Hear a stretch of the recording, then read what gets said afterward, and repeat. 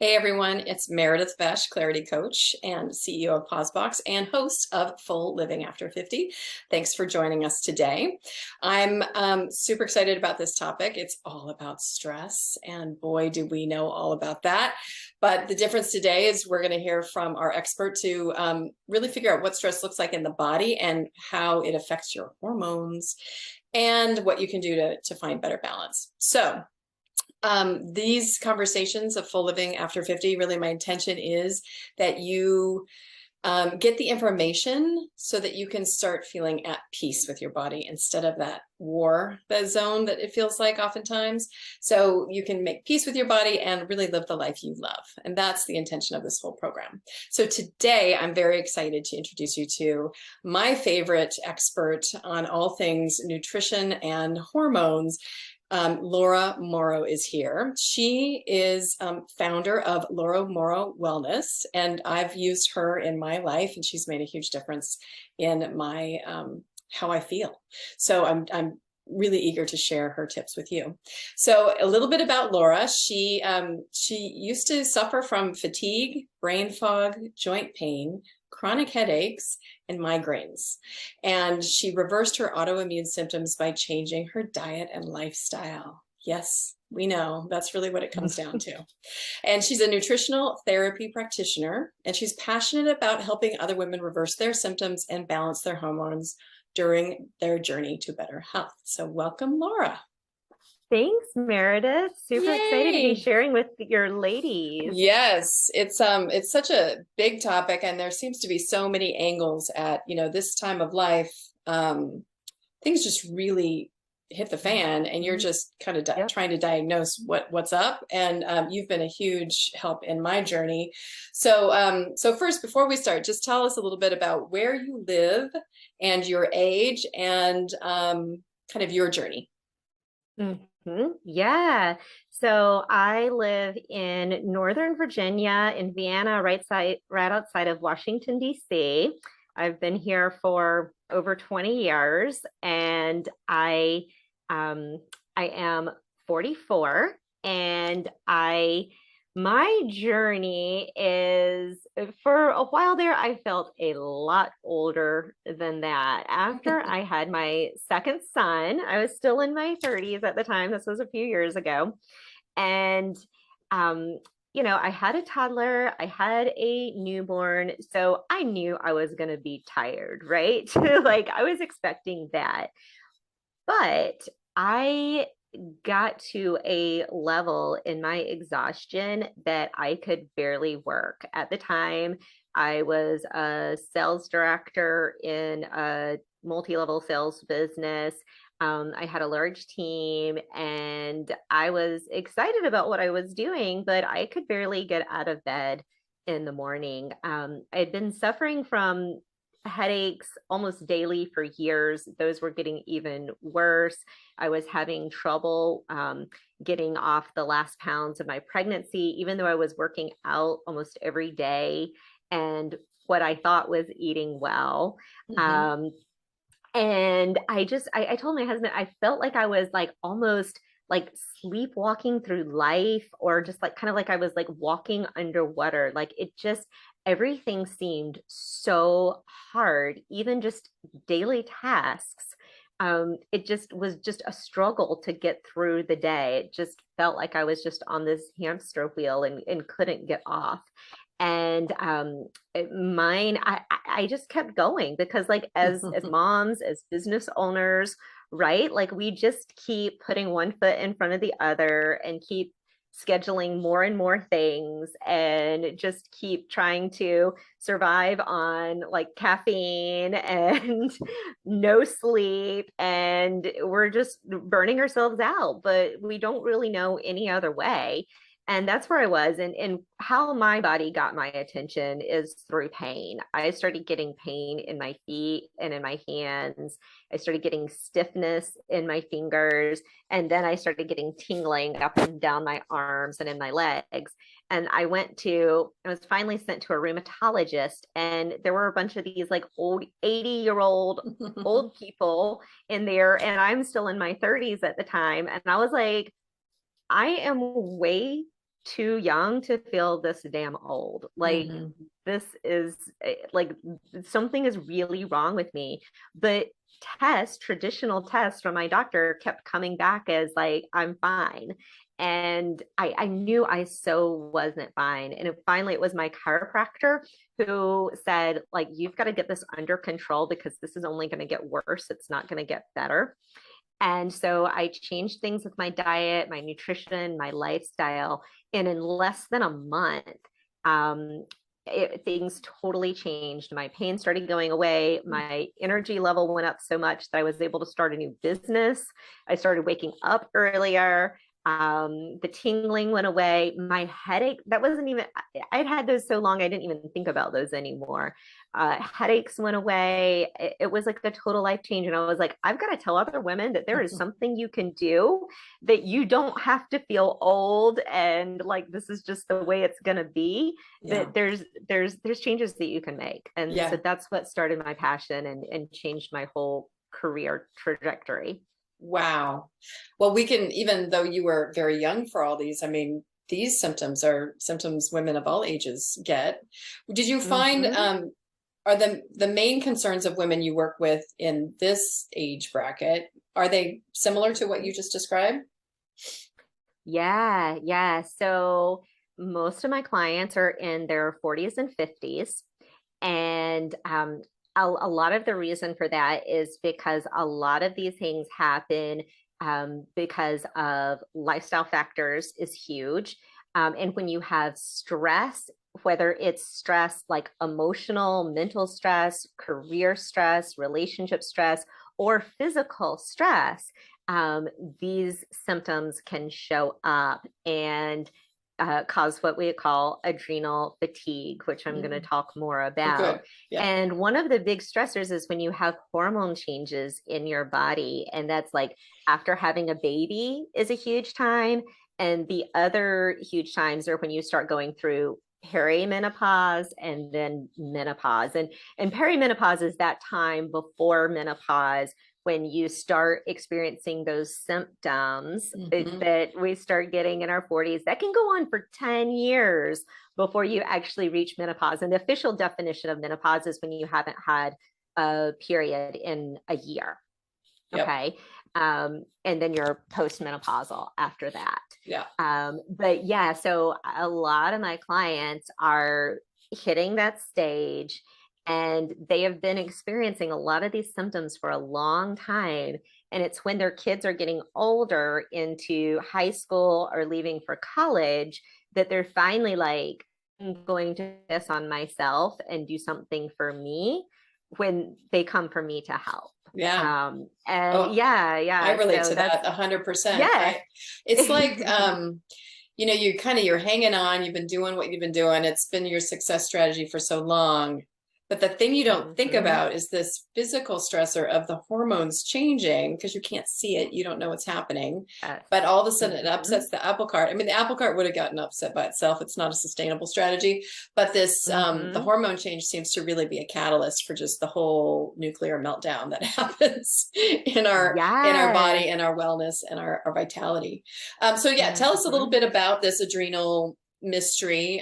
Some people say there is no such thing as Mhm. adrenal fatigue. I had my doctor roll their eyes at me because I know Mhm. it's a catchphrase for a really complex thing. But do your best to kind of orient us. Yeah, I will. Yeah, so adrenal fatigue, there's actually three different stages. And what happens is your adrenals, that those are two glands that sit on top of your kidneys, and your adrenals are what produce your stress hormones, like cortisol. Okay. And why you need stress hormones is, we all think of like cortisol, adrenaline, when we're stressed out. So to go back like evolutionarily, if you think about, thousands of years ago, when we were newer humans, we were out on the savannah gathering food, and we would hear a lion roar. Okay. When that happens, you go into fight or flight, all right? Mm. And cortisol starts coursing through your body, all right? And the things that cortisol does is it helps you either fight or flight, however you're going to get away from the lion. And so it helps your blood pressure, your heart rate go up so that you can run away. It helps your blood sugar goes up, and that's what gives your body energy. It puts your nervous system on high alert so that you can think and be able to get away. And it also ups your immune system so that if you get hurt, then you are going to be able to heal and get through that time. So those are all good things when we have short-term stress, like running away from a lion, for example. When, in a few minutes, you're either going to survive or you're not, right? So the stress is going to go away one way or the other. But in modern life, we have all of these long-term, like short, like low-level stressors that, opening our bank account and the number's not where we want it to be, getting in a fight with our husband, having a bad hair day, traffic, like all these things that accumulate in our life. And we're just having all these like mini stressors all day long. And it never really goes away because we're thinking of these millions of things that we have to always do, like as women and as business owners, right? Yep. And so 100%. that cortisol level, where it's supposed to be just like a quick burst, it is like really high all the time.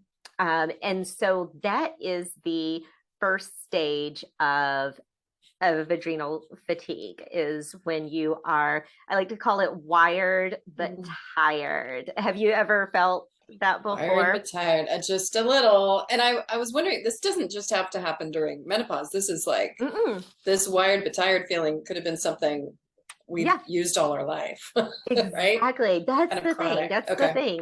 Like, yeah, during menopause, like that's your body being under stress from the hormones and stuff. That's one thing, and different changes at life that are happening.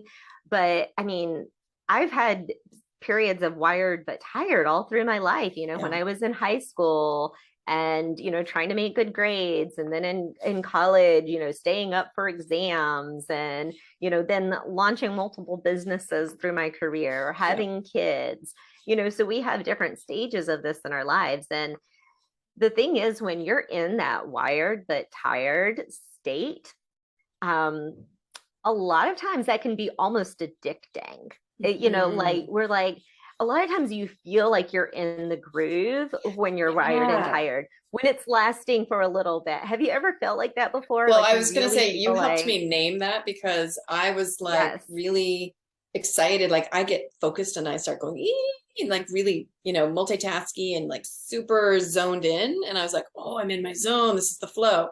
No, this is you tasking your system with like major stress. It gets results, but it's not scalable. And I think you were the first one to name that for me, because I always thought that was like a gift, and it is a gift to be able to pull it off, but it's not a sustainable strategy. So yeah, that's the thing. Sustainable. Yeah. So when we have like short periods of that, like we're launching a new program, or we're, doing getting ready for vacation and like getting things done. Like, you can be really in the zone. Totally. Right. That can be good for the very short time. But the problem is we keep putting the pressure on ourselves to do this over and over and over constantly. And what eventually happens is that cortisol starts running out. So our body can only produce so much. It wasn't meant to be able to do it constantly. It was supposed to be for short bursts. Right. So what happens is it starts running out, and then we go into phase 2 of adrenal fatigue, and that's when we're like high, and then we have crashes. and then we can get it back up there for something that like gets our blood pumping, but then we like totally crash afterwards, and then might have weeks or months where we can't do anything. And then we're like, okay, we get ourselves back up, we have something else that's like a deadline, and we go through the cycle. And then what is that what burnout is, or is burnout phase 3? Burnout, like total burnout, is phase 3. Okay. And But you're what starting happens, in phase 2. I can oh, feel you're that. starting, Yeah. you're starting, but you can still get it up when you need it. But it every time it gets worse. It's kind of like drugs, you know, it's like every time you crash, it gets worse. Okay. You need like more and more to sustain it. You need bigger events, you need bigger results to keep it going. Got it. And then phase 3 is when you just crash. Your body just can't even produce the cortisol anymore. And so you are like down here at the bottom, like is bottom it of emotion too? Is it like, does it feel like depression? Like you just can't motivate yourself? Yes, exactly. So all of the things that I said, like that are good and want, like your nervous system is heightened. Right. Well, now your nervous system crashes, and that causes mild depression. Your blood sugar, it can be raised. Your blood sugar can crash, so it gives you like all those like kind of lightheaded, fogginess. Okay. The brain fog, just the cloud. Like it's hard to think, or sometimes even like remember things as well. Like you feel like you can't really be in the zone. And I'm thinking cravings. I'm remembering that. So cravings, because I'm desperate for energy. That's exactly what it is. Exactly. And the fatigue, having sleep issues, inflammation, like I said, like your immune system was heightened, and now it's dropping. And so all of those things that you kind of got the high of from phase 1. I usually don't see people in phase 1. It's when they're getting into because they're still getting promoted and think they can do this forever. Right. They think they can do it forever. And our bodies just aren't made to do that. Exactly. And so it leads to all these other things. So tell me, because it's such a complex system, like there's we won't go into the complex system, but I already heard there's an effect on blood sugars. And I know that showed up in my lab tests as kind of like a what? I'm a healthy eater. How could this possibly be true? And so it shows up in obviously the cortisol, which is also a test. Maybe we should segue to testing, because it's not typical for women to know that testing is even an option. And I know that my medical people kind of, again, I remember my, what did she do? She's my thyroid person. And she said, we don't test cortisol unless you think there's a tumor. And I was like, that is not proactive at all. What are you talking about? So can you just talk about testing? Because it seems to be core to your practice. Yeah, it really is. Because I'm all about like test and not guess. Okay. So really figuring out exactly where you are in that phase 1, 2, or 3, and also where your stress hormones are going up or down during the day. Because, like some people are like starting like really high in the morning and then like crashing, like that afternoon crash that a lot of people feel. We all feel that, right, exactly. And then some people are just like starting super low, and then maybe be able to raise it up a little bit and then go down.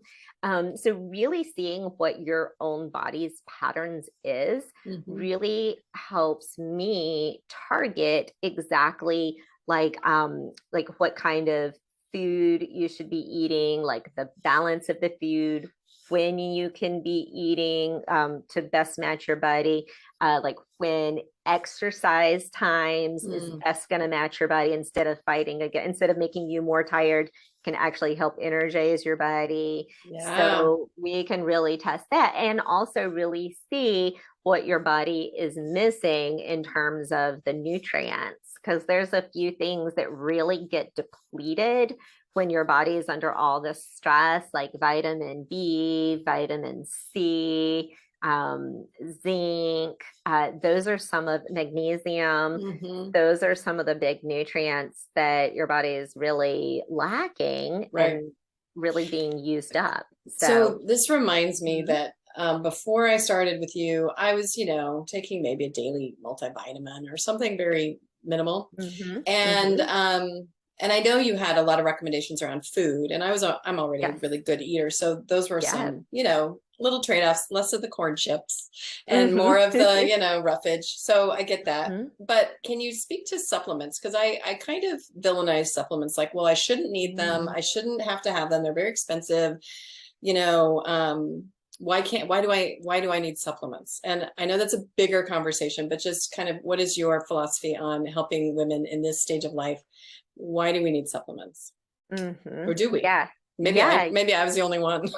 No, most of us do because honestly, our food supply is not the same that it used to be, um, for a lot of different reasons. But our soil Mm, has often been either so polluted or been over farmed so that it doesn't have the same nutrients that it used to in the 1950s. Our fruits and vegetables do not have the same nutrients that they do now. mm, mm. So, yeah, like the level of vitamin C in an orange is way lower now than it used to be. So we would have to eat way, way, way more Right. produce than our mothers or grandmothers used to get the same amount of nutrition out of it. Does that make Got sense? it. So, Totally does. yeah, and a lot of times they like pick the produce super early because of all the shipping times to get it to grocery stores. Things aren't local anymore, so they're not picking it at its ripest, like most nutrient Okay. dense time either. So that's really taking away. So our food isn't giving us what it used to even just a few decades ago. Yeah. Yeah. And then the other thing is our diets, even when we feel like we're eating like pretty healthy, Yeah. there's still often a lot of like processed food, things like that, we've been told are healthy by the industry, but a lot of times, like, not so much. Yeah. And then the third reason is when we have burned ourselves out that low, Mm, it's hard to like eat the amount to bring it back to balance. Now, like okay. once we're back in a balanced state, which is what I work to help you get Yep. at, is a balanced state, then you can do it a lot more with just diet and lifestyle. But when you're so far down Depleted. here, Yeah. so far depleted, you have to give your body some help to dig out of the hole. And then once you're out of the hole, then it's a lot easier to maintain. Does that make sense? Makes perfect sense. So, Um, yeah. the other thing, because I know this is an adrenals and stress conversation, but it seems Hmm. so we've spent a lot of time talking about sex hormones. Yes. And tell me why are they players in this? Because that's kind of the menopause, theme is that your sex hormones are going Yes. woo. So can you just Hmm. talk to that? I can. And so when I test your adrenal hormones, your stress hormones, I'm also testing your reproductive hormones at the same time. And it's through a saliva test that you do at home and then send it off to the lab and I analyze it. But the way those are connected is there is a hormone called pregnenolone, and it's sort of like a grandmother hormone that produces both your cortisol, which is your stress hormones, and your reproductive hormones like progesterone and estrogen. And so it's coming from the same place. So what happens is that when you're really stressed out and your body needs to produce all this high level of cortisol, like that phase one, what happens is there's only so much of this pregnenolone.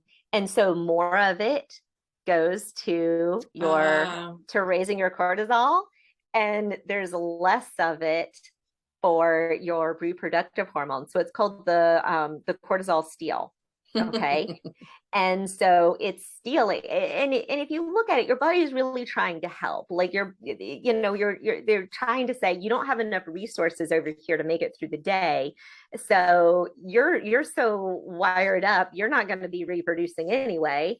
So we're going to help you out. We're going to take away from the reproduction and help you out here. Okay. And so it's just like running from that lion, like I said, when you're running from a lion, the last two things that you are thinking about is one, dropping down and making out with your husband, right? So body's like, you're stressed out. We don't need to be worrying about sex right now. No. Two is digestion. You're not going to sit down and poop when you're right away from the lion.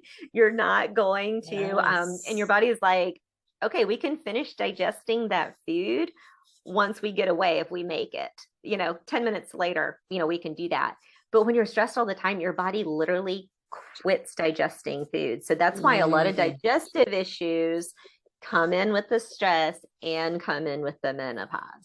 And so that's how it's all related.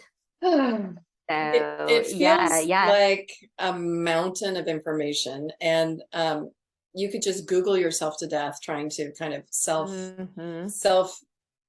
identify a path. And that's why I hugely recommend working with people like you who are experts in the field and know how to analyze the results. But yeah, tell me just a little bit about what are some of the other diet lifestyle changes that you suggest for women who have cortisol? Yeah, that's a great question. And I do have more in depth in my opt-in that Meredith is going to share with you guys. It's calming stress through nutrition, which has a lot of food and lifestyle things, but a few quick ones is, definitely working on your food, eating a whole food diet, like getting rid of all the processed fake stuff is hugely important. I know, bummer, but it really does make a big difference. Eating the food with those vitamins, like we were talking about earlier. And that's going to also just reduce your inflammation as well. And a lot of things like cruciferous vegetables like broccoli and cauliflower, those are really good for helping some of the reproductive hormones too. So really making sure that you've got those in your diet. Eating foods high in magnesium. It's like your leafy green vegetables have almost everything in them. So always that. But also avocados and almonds. And you guys are going to like this dark chocolate. But it can't have sugar in it. So, has to actually be just plain old dark chocolate. You want it to be like the super high quality kind. That's the dark chocolate, but still good. That's really great for mood, depression, nervous system, reproductive hormones. Yeah, magnesium is great for that, and helping sleep too. One of the things and I highly recommend the guide that you offer, and it's on the website so people can grab that. And one other light bulb moment I had while working with you is around exercise, because high achieving women, we do high achieving exercise, and everything has to be, a HIIT class or a cycling class, and it has to be maximum cardio or a maximum weight. And I just didn't have the energy for it. It became walks. And I remember my doctor making fun of me because I had decided just to walk around my block, and she really belittled the benefit of walking. And you helped me understand why, when you're in adrenal fatigue and exhaustion like I was, why doing a hard hitting exercise is kind of counterproductive. Can you talk about just the role of movement? Yeah, that's a great one. Yes, so when you're in adrenal fatigue, when you're in that phase 3 burnout, you barely have enough cortisol to even help you wake up in the morning, and then it just goes downhill from there. And so if you don't really have enough to even just keep you going through the day, the exercise is just going to deplete it even more. So doing restorative exercises like walking, yoga, weightlifting that's not super heavy. Hmm. Things Dancing. like that. Yeah, dancing, as long as it's not like too Yeah. crazy. Like those things can be very restorative to your Yeah. body. The movement helps. You do want to get your heart rate up. But what happens is when you do those HIIT classes, it just drains you so much that you don't have enough energy to do it the next few days. Like Right. that, Yeah. yeah, that You're in a extra deficit for a exercise long time. intolerant. Exactly, Yeah. exactly. Yeah, you've dug yourself into too much of a hole. Now, when you're in phase one, when you're in that wired and tired, that's the phase you can do the HIIT workouts because you've got too much cortisol and you need to burn it off. Oh, That's okay. how we, right. That's how we release. We have to have stuff that releases that, like running away from the lion Yes. releases that cortisol. And so we need to do things to release. So that can be exercise, but it can also be other things of release, like laughing, like at a good movie, or crying, putting on Steel Magnolias. That'll do Just it. like waterworks, Titanic or something. Right. Just, really, making yourself cry, getting that release of the stress hormones, like hitting a pillow, screaming, Mm. singing really loudly, deep breathing, sex or orgasm. Um, Hopefully both. yes, yes, yes, with a partner or without, Without. either way, It's all you good. know? I'm a big Yeah, car singer, so I'm gonna do the singing in the yes, car, extra belt loud, it belt it out. out. Yes, It's yes. So therapeutic. exactly, it's therapeutic mentally, and it actually washes those stress hormones out. So when you're feeling that, even if you're in burnout, you can still feel those stressful times. Our body needs something physically to wash those out. Just like after we run away from the lion, you're tired, you get those out. We need to make reasons to get those out because Hmm. just sitting at our desk Shake it out. typing on the computer doesn't get them out. No. And when your cortisol is when it builds up in your body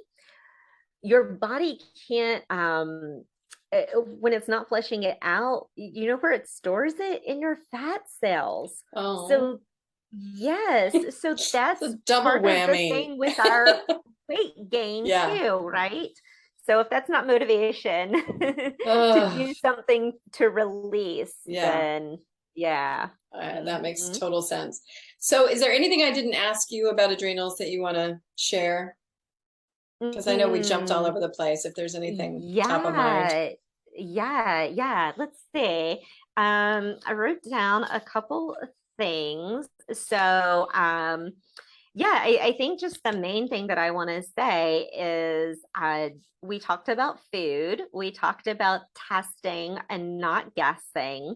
The third thing that I really talk about in my program when I work with my clients is detoxing emotionally and mentally as well. Mm. Repairing your gut and your hormones. So that's when we test, really figuring out what works for you, what doesn't, and repairing it so that you can get back to that nice, steady level of living. And then just really getting the support through it all, too, not just getting test results and say, go figure it out, but having somebody to have a plan that is very targeted to your unique body and what's going to work for you Yeah. has just been very successful with Yeah. my clients. Well, that's Mm-hmm. that's the huge relief because I can get overwhelmed. There's so many things breaking down and Yes. going left, and you're able to go like, well, at first, let's focus here, and then we'll focus there, and it's all like Mm-hmm. there's a graduation of approaches, and it's like, okay, I can just show up and be kind to myself and listen and tune in. And again, Mm-hmm. discernment is everything, even when you're working with such a talented practitioner, just how am I feeling? Is this helping? And making sure that I give you my feedback on, well, this one felt weird, but this one is good. Or some of the recommendations, I'm like, I can't possibly do that on my, with what time. So can I find other ways to make it happen? Then you have Yep. lots and lots of suggestions for that. So that's amazing. So my last question for you then is, what does full living after 50 mean to you or to your clients? What's the vision that you see when you hear those words? Yeah.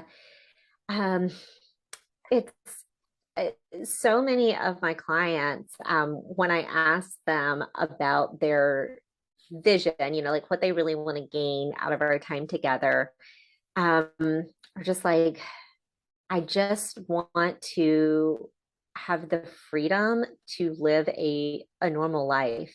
I don't want to have to think about, am I going to be able to go on this trip or even do this thing during the day? I don't want to be trying to do something with my kids or my grandkids and really just be struggling and feeling guilty because I want to be there, but really physically I don't. Mm, And yeah, and they just want to be able to go and do things and not have to think about, am I going to be able to do it? And so full living after 50 just means to have the freedom mm, to live your life in your with your relationships, with your family, with your career, with your activities, with your friends, and not have to just always think, am I going to feel well enough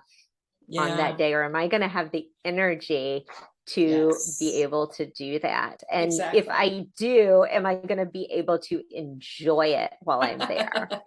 And that's my vision, is that um so many women, it is we've been told that it's normal to feel like this when we're Mm, in our 40s and 50s and 60s, that it's normal to be moody and have night sweats and hot flashes and gain weight and feel like crap and be tired and be in pain and have headaches. Like, we've been all told all that stuff is normal. But what I say is that just because it's common mm, doesn't mean it's normal. Okay. And even if something is normal, doesn't mean it's optimal. And I mm. want women to be able to live their optimal life with optimal health. Ooh, on that note. Yeah. Yay. Well, thank you, Hmm. Laura. That is exactly the vision I hold as well. And thank you for joining me today. And thanks for Yeah. everyone who's watching. I invite you all to tune into the other full living after 50 expert conversations we're having. We're covering everything from hormones, inflammation, nervous system regulation. I think you touched on that. Trusting your own inner authority, because the journey is a journey within as well as within your body. It's within your own kind of emotional and spiritual life. And then, of course, pleasure, play, and sexuality. Once we get our hormones back on track, that we have time for that, and it's very Yep. enriching. So I encourage you to watch those episodes and share with your 50-ish friends, and join us over on Facebook in the community, and we'll continue the conversation. So thank you once again, Laura. Thank you. I really appreciate who you are in the world and all the help you've provided for me and all the resources you've given to our watchers today, our viewers. All right. Take care. Thank you.